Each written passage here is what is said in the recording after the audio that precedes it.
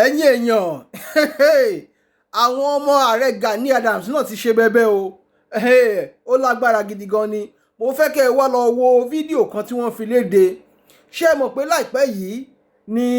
olóyè Sunday Igboho lọ sí ọ̀dọ̀ kábíyèsí wa Ọọ̀ni ti Ilé Ifẹ̀, níbi tí bàbá ti wá ń sọ̀rọ̀ nu fọ́nrán yẹn wípé àwọn ológun tó kù nílẹ̀ Yorùbá káwọn náà dìde kí wọ́n jáde síta, pé ẹni tó jáde tó bọ́ síta làwọn rí, òun náà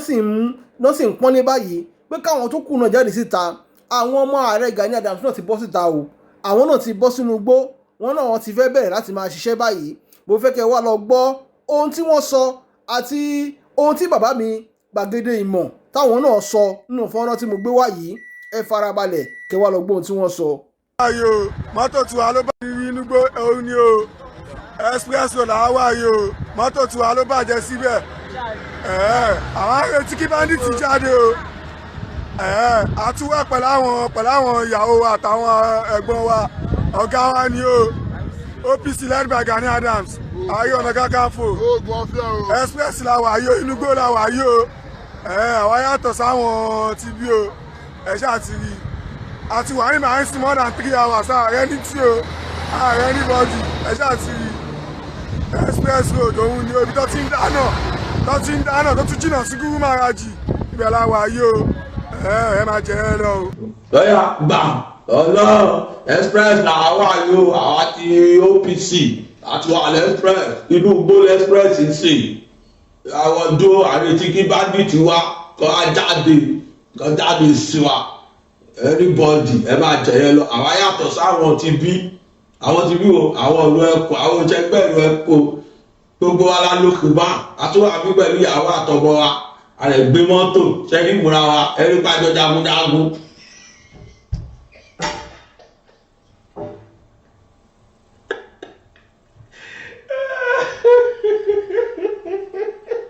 ṣẹ́rí sísí fíìmù tá a bẹ̀rẹ̀ Nàìjíríà yìí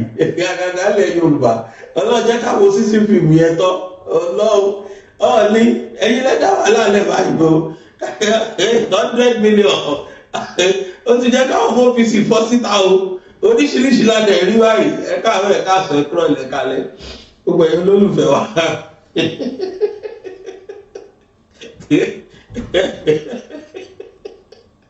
ẹ má bínú pẹ́ẹ́lí ni mo fi wọlé, ẹ̀rí ń pa mí ni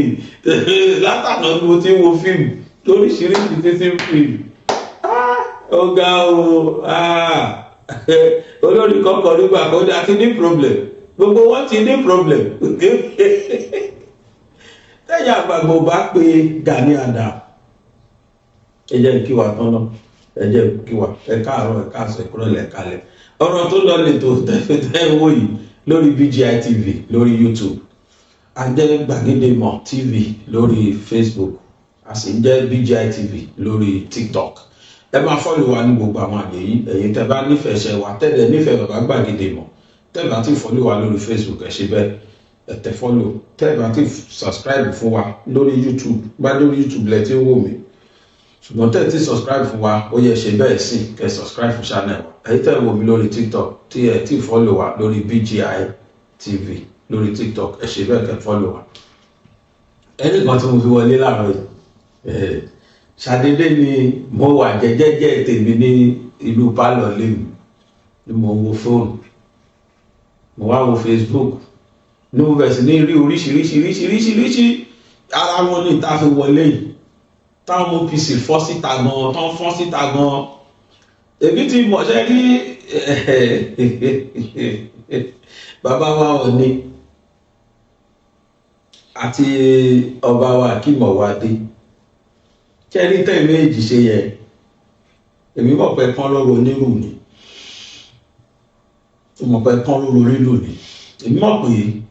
kíní yẹn máa da orí Gani Adams rú gan. kódà àwọn ọmọ ẹ̀ ti fọ́n síta báyìí, tọ̀kadà tí gbogbo ẹ̀ wọ́n àwátẹ́wọ́ yìí, àwọn OPC ti Gani Adams, OPC ti Gani, oríṣiríṣi fíìmù. àwọn tó nígbò ó ṣò fíìmù lánàá, àwọn gan-an wá bẹ̀rẹ̀ fíìmù báyìí, oríṣiríṣi dẹmọ náà wá dẹmọ kiri ìlú. ẹmọ kéèyàn máa jàporó, kọ́ ṣàyàn ládàá, kójú ọgbẹ́ kan wá tún fata gúngún sí i ṣẹ́wọ́n bí táwọn ṣe máa jàporó kiri exactly báwo OPC dẹ̀ ṣe jàporó ni mo dẹ̀ ń ka gbogbo kọ́mẹ̀ntì fídíò tó ń ṣe mo rí i pé ojú Yorùbá ti là ojú ọmọ Yorùbá ti là gan tẹ bá lẹ̀ ṣògùn kà mọ́ ẹni máa tó jẹ́wọ́ ò ní dúró gbogbo oríṣiríṣi tó ń ṣe lórí social media yẹ́bí ò lè wojú kúrò ó kódà ó kàn máa ń yà mí lẹ́nu ni tí bá ní láti lè lọ pé màá dákẹ́ lórí Gani Adams mi ní sọ̀rọ̀ tẹ́ bá tún máa rí ìtọ́ tó máa ṣe báyìí á tún yà yín lẹ́nu pé àwọn àgbàlagbà kan ní làákàyè wá ìtàn wùwà báyìí Ọlọ́run káre o Ọlọ́run káre Ọlọ́run mọ bó ṣe máa ń sẹ̀sán mo fọlọ́ bùrọ̀ ó mọ bó ṣe máa ń sẹ̀sán wọ́n jáporó gidi sìn in fact physical attack ni wọ́n ṣe fún ìlú ẹkùn gọ́nsìn tó bá pé wọ́n mọ nǹkan tán lè lò láti máa pa gbogbo ọmọ ìlú ẹkùn káàkiri wọ́n lè ṣe because ẹjẹ́ tó dá yìí sí people are wise ojú àwọn èèyàn ti la ìjẹ́jẹ́ mọ̀ pé kódà nú àwọn tí wọ́n ń tẹ̀lé Gani Adams tán pera wọn ní OPC Gani Adams ṣẹ̀bílí pé lára àwọn ọmọ níṣẹ́ ti ń kúrò ní OPC sincerely ṣe pé bóyá wọ́n lọ ṣalamí tó ń kúrò sincerely sí tí wọ́n ti lọ́jọ́ ìlú ẹkùn àwọn OPC section míì lámọ̀ tí wọ́n lọ tẹ́lẹ̀ but látẹnu àwọn OPC Gani Adams sí wọ́n ti jẹ́ ká mọ̀ pé àwọn èèyàn gan ti because àwọn tó ń join OPC Gani Adams tẹ́lẹ̀ náà irọ́ tó ń pa fún wọn páwọn jà fún Yorùbá ẹlòmíì fẹ́ jà fún ilẹ̀ Yorùbá ẹlòmíì fẹ́ gbèjà ilẹ̀ Yorùbá but kò rí ó ń rò pé OPC Gani Adams yẹn ó ń rò pé bóyá wọ́n jà fún ilẹ̀ Yorùbá lọ ẹni yẹn ṣe lọ join wọn níbẹ̀rẹ̀ so àwọn míì wà tó join wọn tí wọn ní choice torí pé wọ́n ń wá báwo làwọn náà ṣe lè gbèjà ilẹ̀ Yorùbá but as soon as tí Ìgbòho dé pẹ̀lú ìlú ẹkùn wọ́n gbé méjèèjì wò wọ́n dẹ̀ mọ̀ pé rọ́lá wọn pa ní OPC ti Gani Adams wọ́n mọ̀ pé àwọn kan fi ń kàṣì cruise ni àwọn ọmọọṣẹ́ wọn yẹn wọ́n rí pé kò sí nǹkan tó ní mímì àwọn èèyàn orí àwọn èèyàn òkú náà àwọn èèyàn ògọ́ àwọn èèyàn òdẹ́s people are not so daft ẹ wo reactions àwọn ọba wa ẹ wo nǹkan tó ń ṣe because ṣẹ́rí social media also the global village débi pé kó o sónú yàrá ẹ kó o só nínú yàrá ẹ lẹ́sẹ̀kẹsẹ̀ ní gbogbo ayé bá ti gbọ́ ẹ wo bí information ṣe ń travel very fast thanks to social media so gbogbo nǹkan tó ní kálukú ń ṣe àwọn èèyàn wò ó àwọn èèyàn mọ̀ àṣà àwọn olóṣèlú wá ní ẹ má ṣẹ́jú zero èrò mọ̀bí tó lọ a nídìí láti bribe ẹnikẹ́ni àwọn èèyàn mọ̀ talent tó jà fúnlẹ̀ Yorùbá àwọn náà sọ di competition ṣé bí ìwọ ẹkùn wà ń bẹ ṣé bí Àmọ̀tẹ́kùn wà ń bẹ kí ló dé táwọn àwọn ọ̀gá Àmọ̀tẹ́kùn ṣe tako ìwọ ẹkùn nígbà orúkọ ti jọra o wọ́n máa pa star wa o àwọn èèyàn ò sọ̀rọ̀ àwọn bàbá wa jọ̀hún àwọn Àgbẹ̀kọ̀yà ṣé báwọn bàbá wa jọ̀hún náà dágbẹ̀kọ̀yà lẹ̀ kí ló fa Àgbẹ̀kọ̀yà gbogbo wẹ́ẹ̀tì ẹ̀ làgbẹ̀kọ̀yà ti dìde ókè ẹgbẹ́ yẹn dẹ̀ ṣì wà dọ́là táwọn èèyàn ṣì ń ṣàgbẹ̀kọ̀yà yẹn ó lè má popular pàṣẹ bọ̀tán ṣì wà àsúnà sírò ẹkùn bẹ̀rẹ̀ gbogbo wọn ni wọ́n lọ síbẹ̀ wọ́n fi Àgbẹ̀kọ̀yà wọn lẹ̀ bọ̀tán ṣiṣẹ́ hand in hand pẹ̀lú ìlú ẹkùn Àmọ̀tẹ́kùn ṣiṣẹ́ hand in hand pẹ̀lú ìlú ẹkùn sí result làwa fẹ́ unity la fẹ́ a fẹ́ division it is only OPC ti Gani Adams kódà àwọn OPC section tó kù they were with ìlú ẹkùn wọn fọ OPC wọn lẹ̀ ṣùgbọ́n wọ́n join ìlú ẹkùn pé ó yẹ gbogbo wọn nísìn nílẹ̀ Yorùbá gbogbo homemade security outfit local security outfit gbogbo wọn pawọ́pọ̀ sójú kan sìn tọ́jọ́ ń ṣiṣẹ́ except OPC Gani Adams òun nìkan ló kù tó fẹ́ gbá kó lè dìbò rárá o mi ò ṣẹgbẹ́ ọmọ yẹn o mo gbọ́dọ̀ dá wà ní o mi ò ṣẹgbẹ́ o AOPC tèmi ti wà 50 years àbí kí ló láwọn celebrate bóyá 50 years ago àbí kí ní kan years ago làwọn ti bẹ̀rẹ̀. So he see himself, to me in tó pè ní superiority complex kò jù yẹn lọ. He is feeling too big láti sọ pé jẹ́ kí ni àti Sunday jọ ṣe no ṣe ń sọ lórúkọ Sunday Igboho Fẹ́mi Wúgèrè because I don't know mi mọ kí la fẹ́ gbà nílẹ̀ Yorùbá tó kúkú wá le tó yìí ṣé bá achievement ni gbogbo wa fẹ́ ṣé bá fẹ́ kí ilẹ̀ Yorùbá bọ́ lọ́wọ́ Fúlàní apanirun àtàwọn ọmọ ìlú mi bíi Yíbò bíi Yorùbá táwọn náà ṣe bí Fúlàní tí wọ́n ń jiyàn gbé because I must confess to you Fúlàní nìkan kọ́ ló ń jí wa gbé o àwọn Yorùbá Ìgbò Haúsá àwọn náà ṣe bí tó máa gbé láwà ní báyìí táwọn náà máa faṣọ bojú tàbí oyè àwọn tó ti mú tàbí pé kì í ṣe Fúlàní pàṣẹ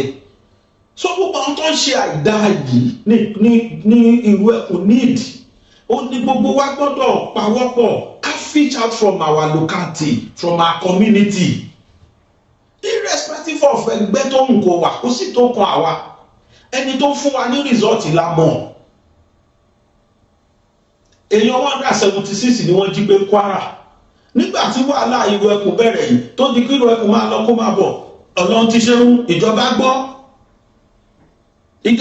pé 176 ó ti nǹkan tí gbogbo ayé ń gbọ́ òru ẹ̀ nígbà tí irú ẹkùn lọ bẹ̀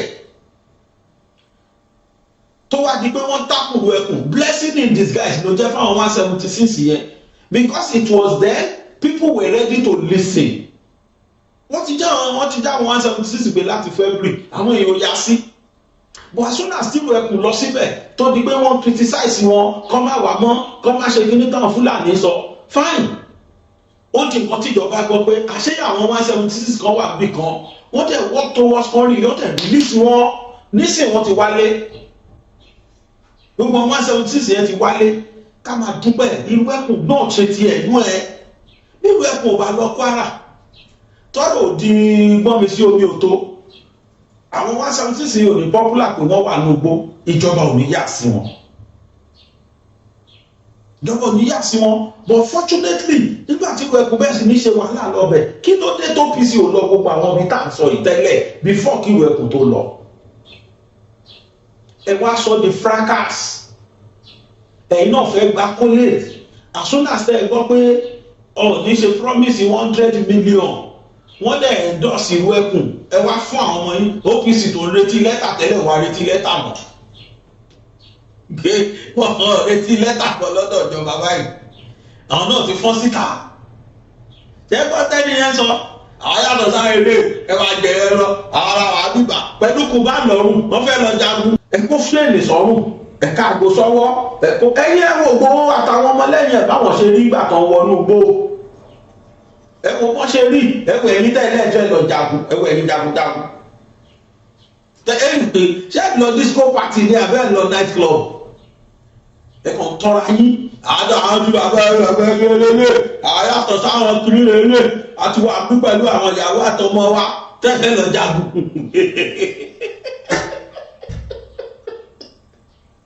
ìbáàd ẹ wò wọ́n kàn tiẹ̀ sọ jà lórí nǹkan gbà wálẹ̀ yìí wọ́n kàn sọ di yẹ̀yẹ̀ wọ́n kàn sọ di sísìn fíìmù ọlọ́jà lè wò tán ló tá a bá bọ̀ yìí ẹ bá wa bẹ̀ Gani ẹ bá wa bẹ̀ ó ti tó ó ti gbọ́ orí ti ẹ̀rọ tẹ́ bá máa jagun yín Gani ègé sí pé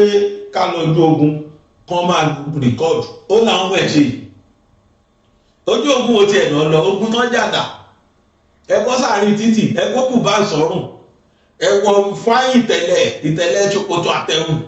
ẹ kó bàtà tó lé jù ẹ kó sí sẹ́sẹ̀ ẹ gbé chain sọ̀rùn ẹ wá ní mọ́tò ńlá ààrẹ express ààrẹ títọ́ jáde ààrẹ ọ̀rọ̀ jáde ààrẹ ọ̀rọ̀ jáde àríbà àti Gani Adams àti bàbá OPC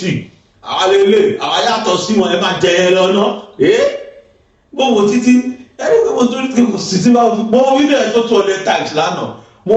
rẹ́rìn yó lójú ogun àwọn tó ń jagun gangan àwọn Àmọ̀tẹ́kùn tó ń lọ sójú ogun gangan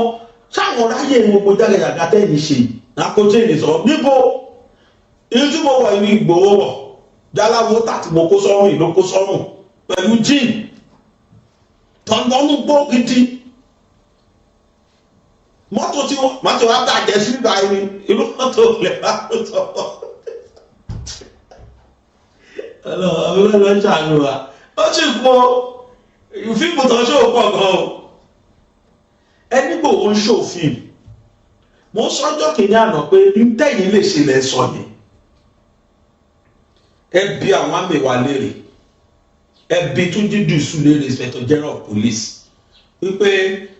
arrest gbígbàlẹ̀ tí wọ́n gba àwọn ọmọ ahoro àbí ehoro náà ń pè wọ́n yàwó ta nǹkan ẹ̀ tó gbé l'Ògbómọ̀ṣọ́ ǹjẹ́ Ìgbòho play any significant role nínú gbígbà àwọn ọmọ yẹn lẹ̀ náà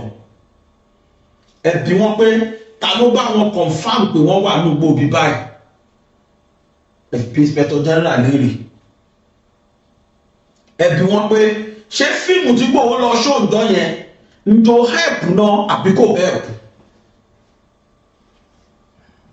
adẹ́sí gbogbo àfojú ara wa rí pé inú deep forest làwọn eléyìí lọ ẹ wá dúró lẹ́gbẹ̀ẹ́ títì ẹ wá ń ṣó ara yín àti Gani Adams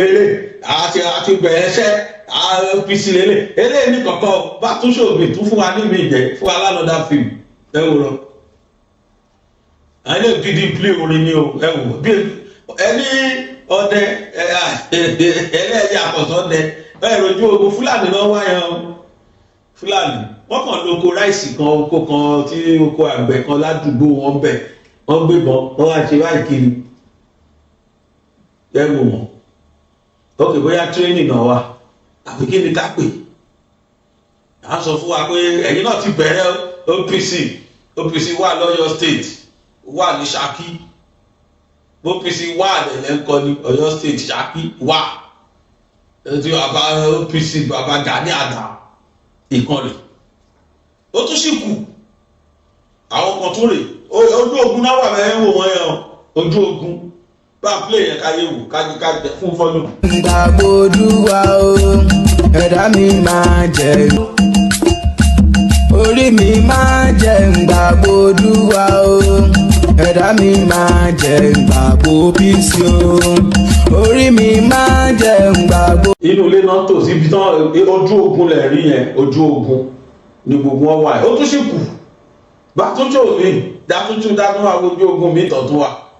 ẹgbọ́n tẹ́lẹ̀ sọ ẹ̀lọ́ irú ẹkùn wọ́n ṣò fíìmù àbí ẹ wá wo fíìmù táwọn ilé ìṣó wọ́n kàn lọ mẹ́rin kan àtàwọn bíi mẹ́rin márùn-ún lára wọn káwọn yẹn ṣe aráàlú àwọn yẹn dúró kan ṣe aládùúgbò yẹn wọ́n wá lọ dé nìkan mọ́lẹ̀ nú wọ́n mú bọ̀ òun ló ń da gbogbo ìlú láàmú àwọn ọlọ́pàá wá mú ó ṣáwọn ọlọ́pàá ládàá àwọn ọlọ́pàá wá sá lọ can you imagine fún wọn tún ní dípò ọlọ́pàá wa ọlọ́pàá tó gbé ìbọn wá arrest èèyàn ẹnìkan wá mú àdá ẹnìkan ṣó wá má lọ wá ṣáwọn ọlọ́pàá yẹn àwọn ọlọ́pàá yẹn lè wọ́n wá sá lọ can you àwọn ọ̀rọ̀ tí ò make sense àwọn ọ̀rọ̀ tí ò ṣe gbọ́ sétí ẹ̀yin tẹ́ nípò wọ́n ṣó fíìmù jọ kìnìún ìtẹ́yìn ṣe kí ló fi yàtọ̀ ẹ kúkú lọ sọ́dọ̀ ọdún ẹ pọdún Adékọ́lá bàbá yín pè tẹ́ bá ní nọ́mbà ẹ pé Ibrahim Chatta kẹ́ ẹ sọ fún wọn pé ẹ mọ fíìmù act because in that one is a pure film stage play ẹ bá play láti bẹ̀rẹ̀ kí gbogbo ayé náà gbọ́ nǹkan ṣe nínú fíìmù yẹn. You say OBC is not working. You say OBC is not working. Do you see my boys? Everyone is right here. And I lead this team. We are inside bush. You see? The security of our community is very important. I will do anything possible in our power to make sure everyone is safe. Kò sáyé fọ́lẹ̀, kò sáyé fọ́ olè. Àwọn àmì, Oòduà, lead by Gani Adams. Stand up.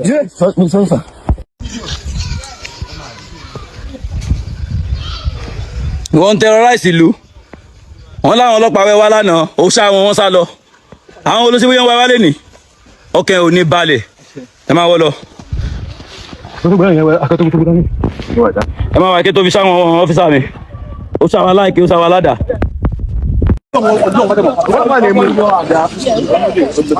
wọ́n tọrọ ráìsì odò òṣèlú aláró sílẹ̀ kírímìnà ẹ máa wá àwọn àdá tó sáwọn ọmọ mi.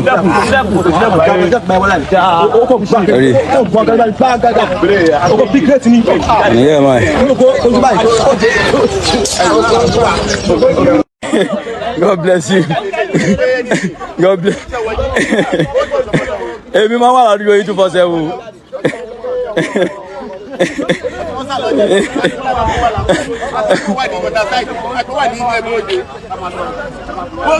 ṣé ẹ rí mọ́tò Hilux tó ń bọ̀ ẹ̀ mọ́tò ẹ̀ náà fi kó gbogbo wọn wá wọ́n wá wà níbi tí igbó wà létí abúlé gbogbo ọ̀nà bọ́lẹ̀ bẹ́ẹ̀ náà act fíìmù yẹn sí tẹ́ ẹ bá rẹ́dì láti gbèjà Yorùbá awẹ́kọ̀mù yín ẹ understand but ẹ má ṣe nǹkan tí yín ẹ má ta sí ìwọ ẹ fi gbowó lẹ̀ ẹ má ta sí ìwọ ẹkùn ẹ má ti pẹ́ ṣe yìí tó yẹ yín ebe ti mẹ́nìkan báyìí àdúpẹ́ ẹ wá ṣe nǹkan kan fún mi àwọn èèyàn yín mẹ́rin bí márùn-ún ni tó wà nígbèkùn àwọn Fúlàní lẹ́wọ̀n kan tí release wọn láti jọ yìí gbogbo ẹ̀yin tẹ́ mú Fúlàní ṣé Fúlàní lẹ mú àbí Yíbò àbí Yorùbá àmọ́ okùn tẹ́ mú yìí o inú igbó lẹ ti mú bọ̀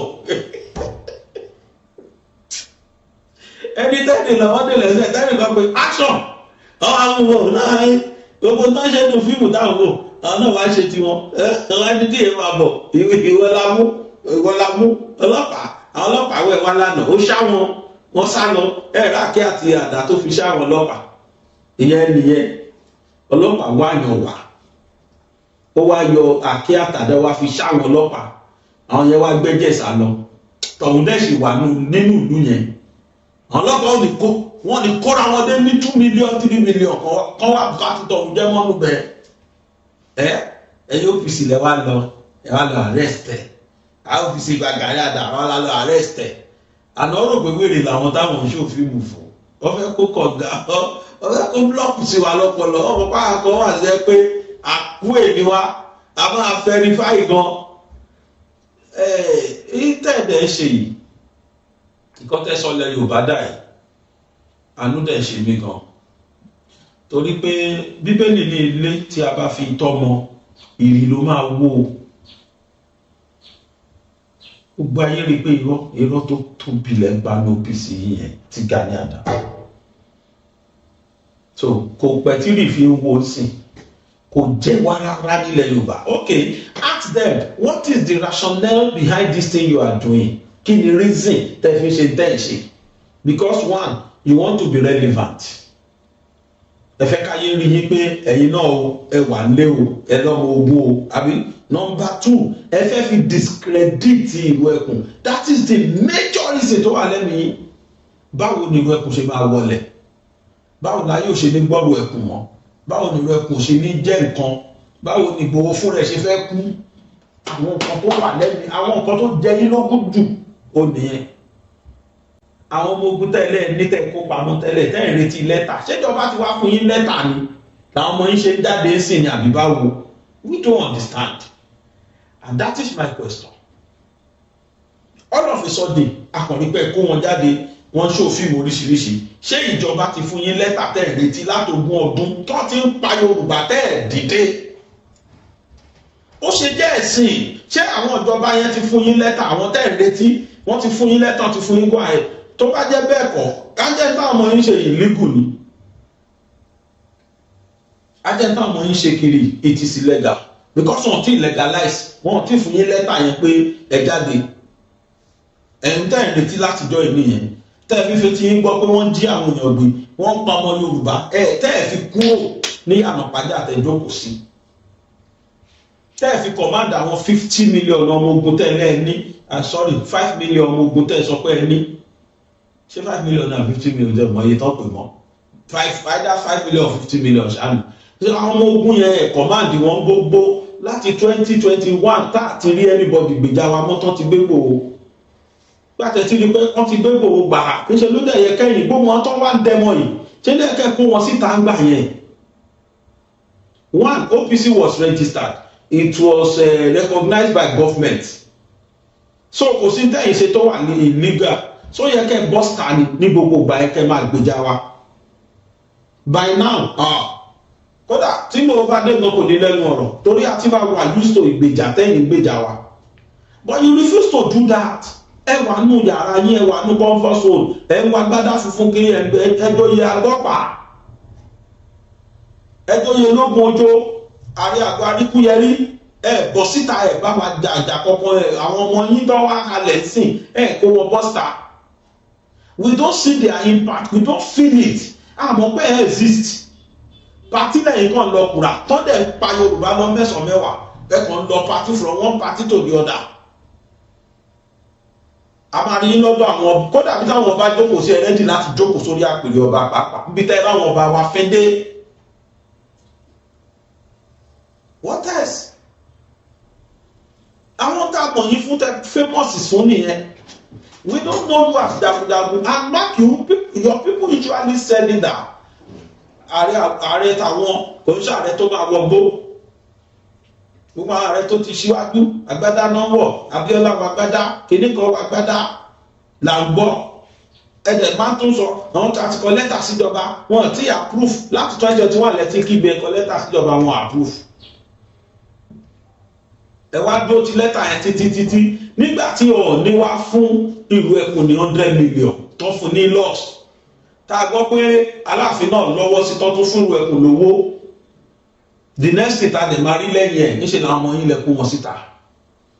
Ẹ̀yin náà fẹ́ 100 million tí yín.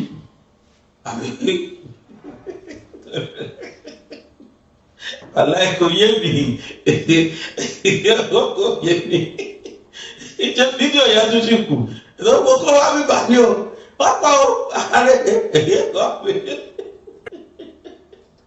Àwọn fídíò yẹn pọ̀. Ẹ tún wà pé tó ẹja tún bá àwọn eléyìí. Ọ̀ṣọ́ṣogbo ilé o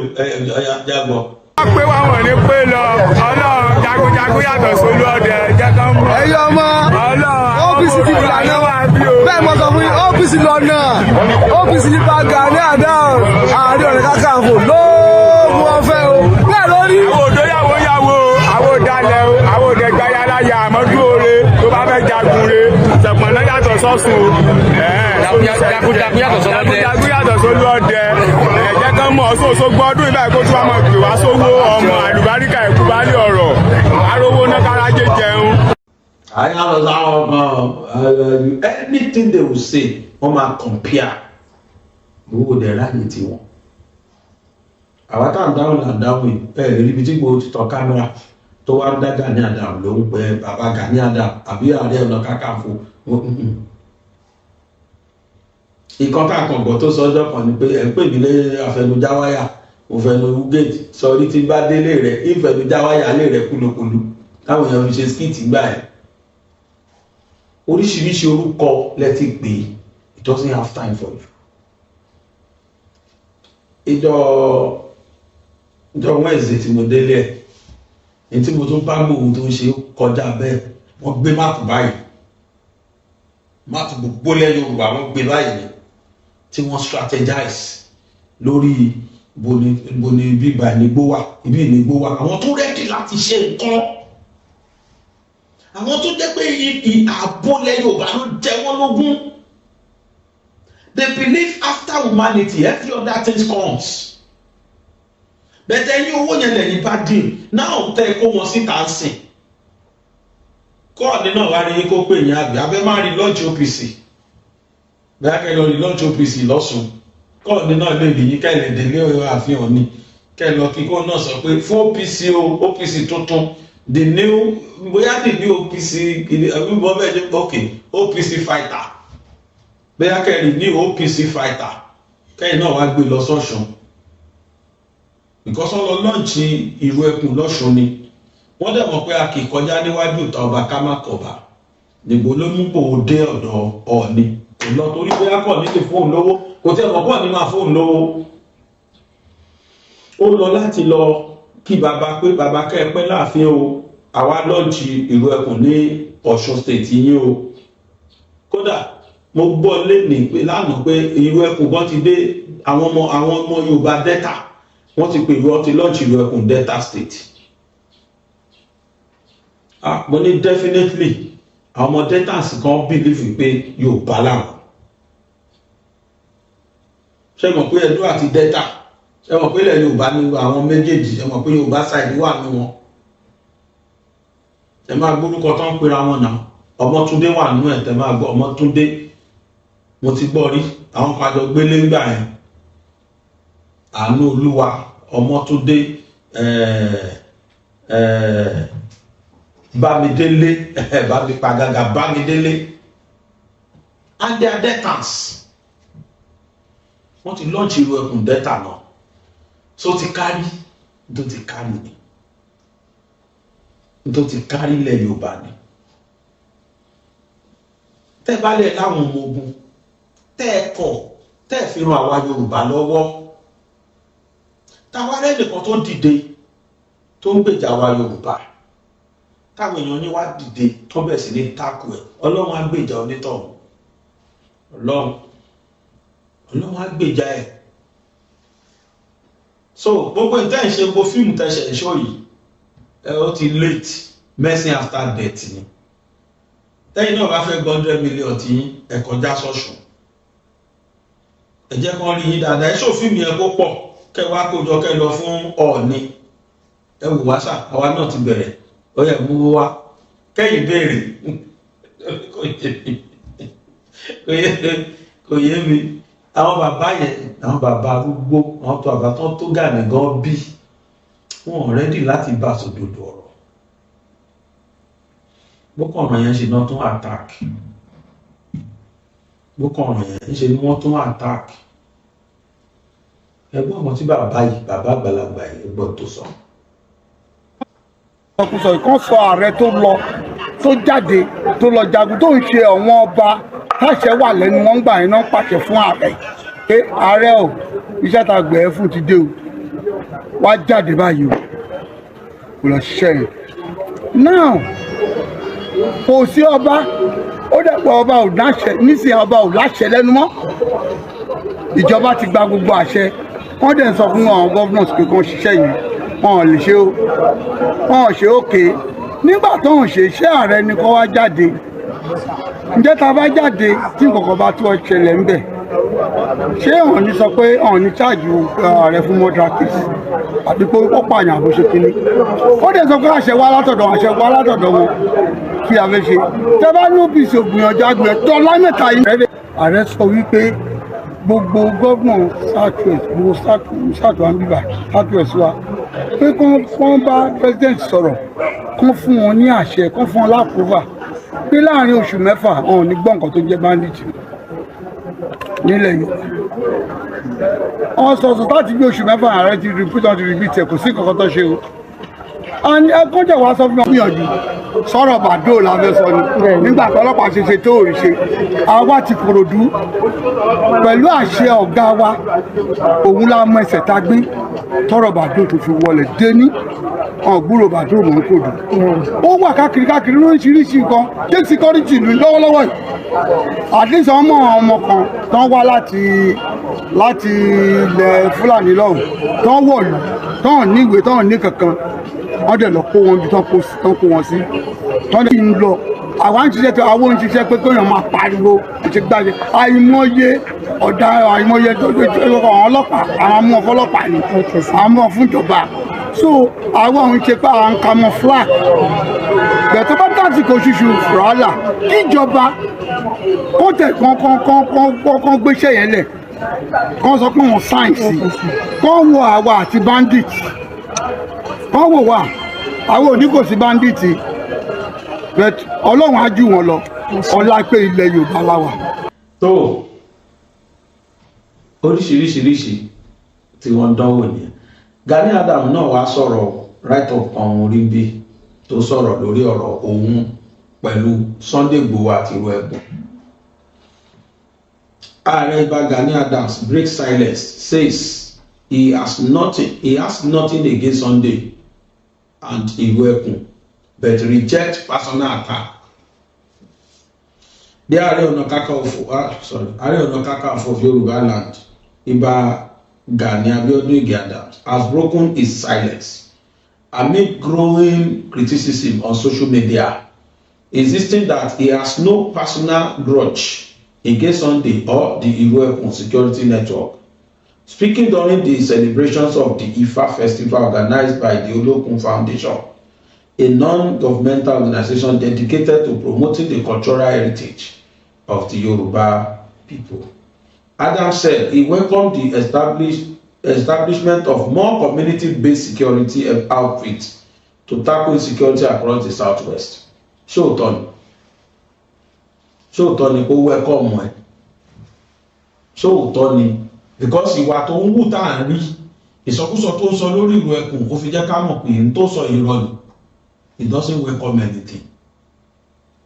According to him, the region needs as many credible security organizations as possible to protect lives and property from banditry and other criminal activities. However, he warned that such initiatives should not be used to undermine the sacrifice and achievement of those who have spent decades fighting for the Yoruba cause. Ṣùgbọ́n o, kì í ṣe pé kẹ́ wá dágbé ẹlẹ́tàn kẹ́ máa fi tákù àbí kẹ́ máa fẹ́ fi tẹ́sítà àwátà tí ẹ̀sìn tì ló mọ́lẹ̀. Nǹkan tí Mongo Park sọ ni, onígo Mongo Park ń tó sọ ni. Bó dẹ̀ gbé Ìrù-Ẹkùn ẹ̀ dé, ó dẹ̀ fẹ́ tẹ gbogbo àwátà tí ẹ̀sìn tì mọ́lẹ̀. Wọ́n tẹ̀yìn mọ́lẹ̀, wọ́n ní kẹ́ má ṣiṣẹ́. Ẹ̀yin ní kẹ́yìn náà rẹ́dì láti kó àwọn ọmọ ogun yín tẹ́lẹ̀ ní kẹ́ kó wọn síta. Kọ́bẹ̀sì níjà fúnlẹ̀ Yorùbá. Tó bá jẹ́ pé ẹ ní inú tó dáa ni. Tí ìbá ṣe pé ìjà àgbà kì í tán èmi ju ọ̀wọ̀ ojú mi tẹ̀ ń bá kiri. Tọ́sọ̀ Yorùbá ní pé à ń jù wọn ò ṣe wí lẹ́jọ́. Ìjà lára ò tán bọ̀rọ̀. Ká ní kó má sí yẹn tẹ́ ń ṣe ìjà lára tẹ́ ń ṣe. Kó jẹ́ pé ẹ ṣe nọ́mà.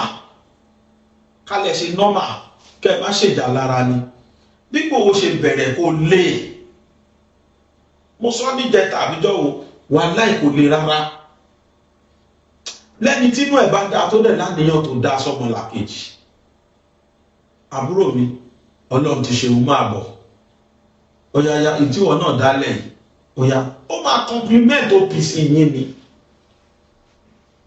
Nkọ́kọ́ ṣó làwọn afẹ́kẹ́ mú jáde. Ìtafẹ́kẹ́ mú jáde ní ààbò fún ìran Yorùbá. Ntafẹ́ nìyẹn. But ẹ̀yin lẹ sọ di fracas. Ẹ̀yin lẹ sọ di competition. Ẹ̀yin lẹ sọ di pé ọmọ ìtì outshine wa. Àwa náà gbọ́dọ̀ gbapò lọ́wọ́ ẹ̀ rárá. Kò sẹ́ni tó ń dupò, kò sẹ́ni tó fẹ́ fún yín ní accolades.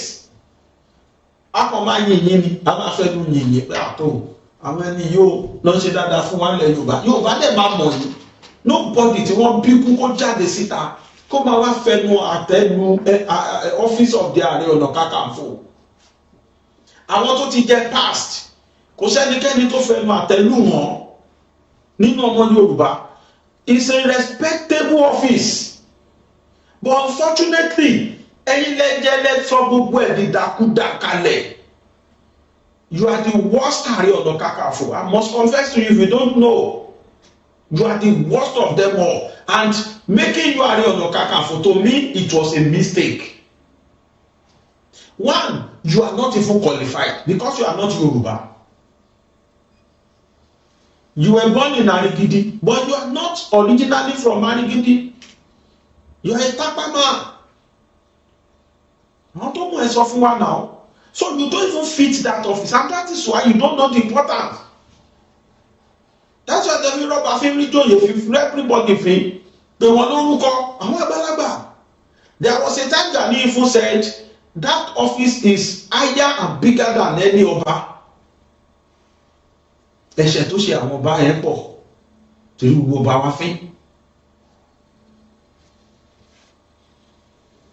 Èyí tí wọ́n torí ẹ̀yọ́ Ààrẹ Ọ̀nà Kakanfò ni kò dáàbò bò generalismo olórí ológun tó ń ṣíwájú ogun. Wọ́n lórí ogun kò ní gbẹ̀yìn ogun, dagundagun ló ń bọ̀. ẹni ológun tó bá dìde nílẹ̀ Yorùbá yìí wọ́n da ẹ̀ ló yẹ kó wọ́n da Ààrẹ Ọ̀nà Kakanfò ló yẹ kó wà bọ́ tí ààrẹ bá ti wá di ẹni tó jẹ́ pé òun gan ló dẹ pápẹ́ kú sílẹ̀ fún ẹnikẹ́ni tó dìde bí ológun nílẹ̀ Yorùbá kí ló kù mo gbọ́ lẹ́nu Dáúdà ni tó sọ specific number of DSS tó wá sílé Ìgbòho if he had no foreknowledge of àwọn tó wá how would he know the specific numbers àwọn tó wá because they planned the move together because they planned it they executed it together if care is not taken bóyá ni Dáúdà kò sínú àwọn tó lọ bẹ̀ because ó go more specific numbers àwọn tí wọ́n lọ sílé Ìgbòho tó lọ invade ilé Ìgbòho 2021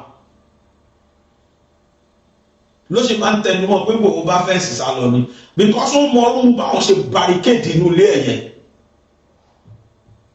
olórin kan ní iṣẹ́ Olúwa kò sẹ́ni tó yé iṣẹ́ Ọlọ́run ní bí Ìgbòho ṣe escape nípa pẹ́tẹ́dẹ́lẹ̀ fún Ọlọ́run ṣe mọ̀ọ́mọ̀ padà lọ mú Ìgbòho wá kó wá jẹ́ pàṣán tó lọ́ fi nà yín lọ́wọ́ ẹ̀ àbúrú tẹ́ ṣe ló padà dàdó yín lórí ẹ̀rí sìn ẹ ti ń wọlé kò sẹ́ni tó gbóhùn yín mọ́ I must confess to you people are not even ready to listen to you gbogbo fíìmù táwọn yín ṣó ta ti ṣó so far ẹ lọ gbogbo kọ́mẹ́ǹtì tó wà orí Facebook mo ti download wọn ẹ lọ gbogbo kọ́mẹ́ǹtì tó wà lórí ẹ èpè ránṣẹ́ fún yín èpè people are wise now mo fọlọ́n búra ìka tẹ́ ẹ ṣe fún Ìgbòho lọ́lọ́run wá fi yẹ̀ jẹ́ yín padà that's why tẹ́ ẹ fi relevant no amount of slandering pinni kan tó ń kẹsọ lórí ayé ò ní gbà ẹ bá wo wọ́n máa tó dalẹ̀ Yorùbá ẹ dá ní ẹ̀jẹ̀ kìíní kan àwọn 30 years 50 years àwọn gbogbo yẹn campaign after death after election campaign after election gbogbo ìrìn tí ìlú ẹkùn rìn à ń rí gbogbo ìrìn tó ń rìn à ń rí ìfẹ́tẹ̀ ẹ̀wọ̀n tó ṣẹlẹ̀ sí wọn ní Kwara State nísìn 176 èèyàn mo fọlọ́n búra bóyá wọ́n ti fi 55 million bẹ̀ wọ́n tó gbà ó àwọn ẹbí àwọn tó jí gbé yẹn wọ́n ti lọ wá 55 million wà tó gbà ó wọ́n nìkan bọ̀ gbà mí sí nígbà tíjọba bá wọn dá sí system tí wọ́n lò fáwọn ọmọ yáwọ́ta ó ní wọ́n lò fáwọn ilé náà sí wọ́n tó ká àwọn ọlọ́mọlẹ̀ gọ́fìmẹ̀ntì sọ £1 àdúgbò bá ti ń jíyàn gbà máa jẹ́yàn ti yín náà kọ́ wà kútú wẹ́jì a máa jí wọn gbé padà ẹ̀jẹ̀ fún ẹ̀jẹ̀ ní nísìn ojú fún ojú they release odindi 176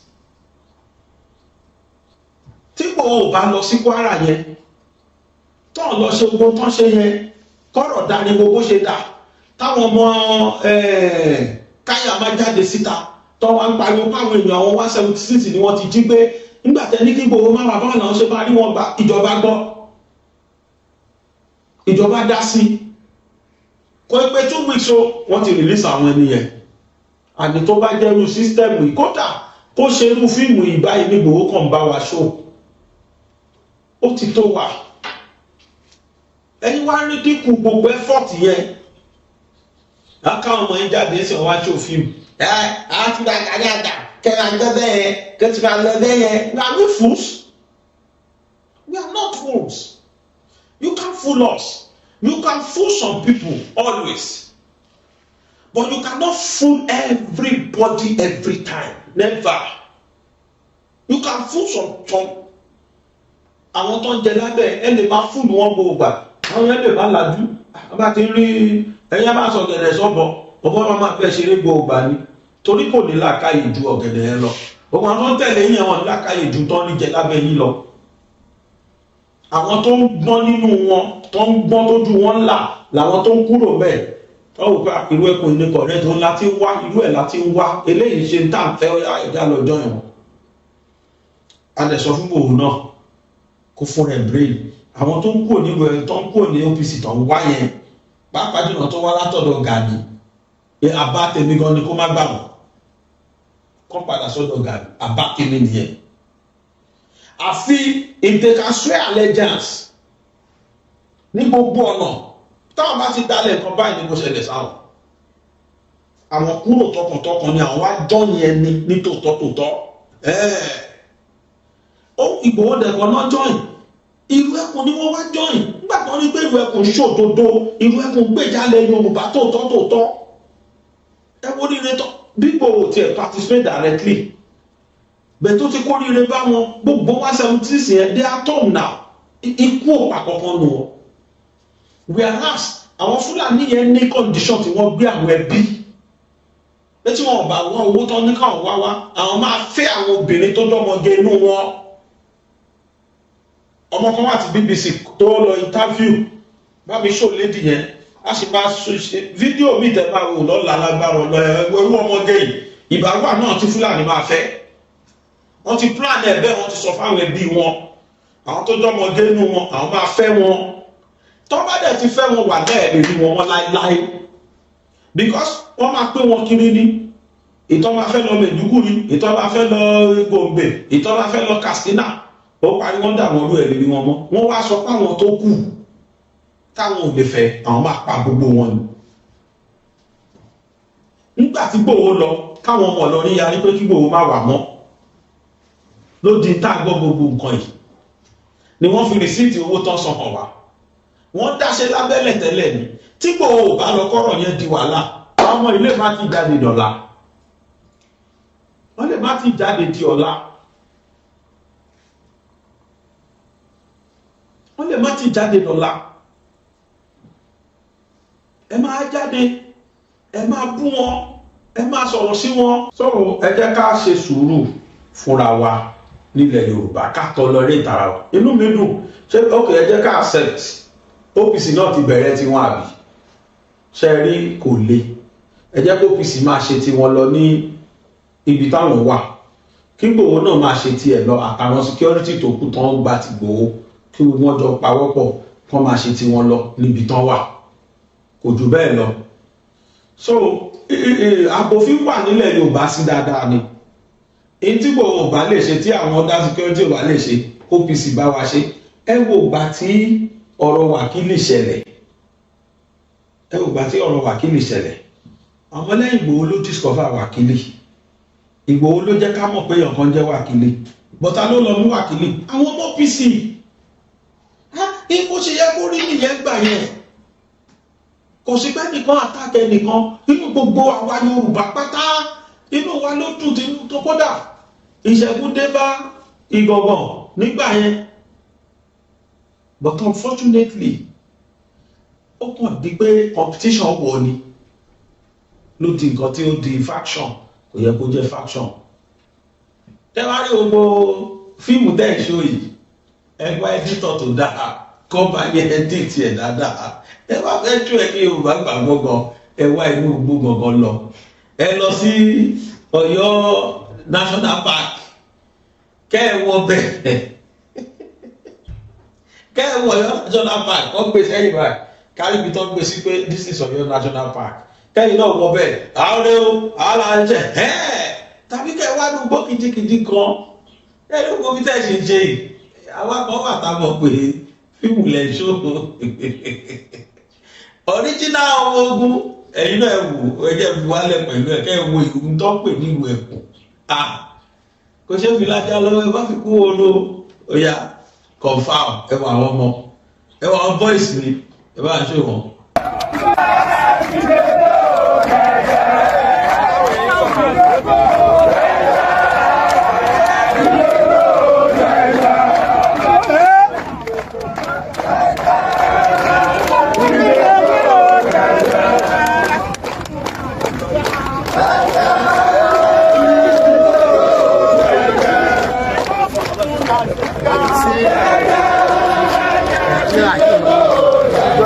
Nàìjíríà